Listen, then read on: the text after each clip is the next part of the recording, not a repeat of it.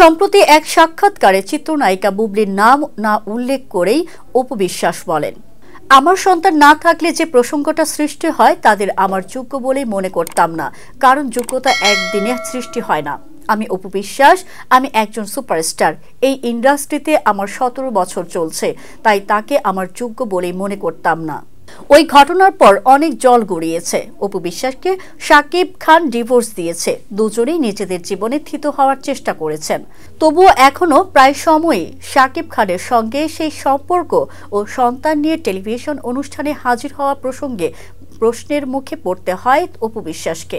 সম্প্রতি তেমনই এক অনুষ্ঠানে অপু জানালেন, আমার সেই ঘটনার পর অনেকেই মনে করেছেন এভাবে সন্তান নিয়ে টেলিভিশনে না আসলেও পারতাম, বা এটা আমার ভুল ছিল, পুরো বিষয়টি পারিবারিকভাবে সমাধান করতে পারতাম।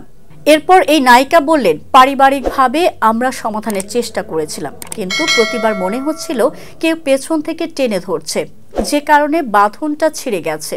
অপু বিশ্বাসের সঙ্গে বিচ্ছেদের পর নায়িকা শবনম বুবলিকে বিয়ে করেন শাকিব খান। সেই সংসারেও নায়কের একটি পুত্র সন্তান জন্ম হয়।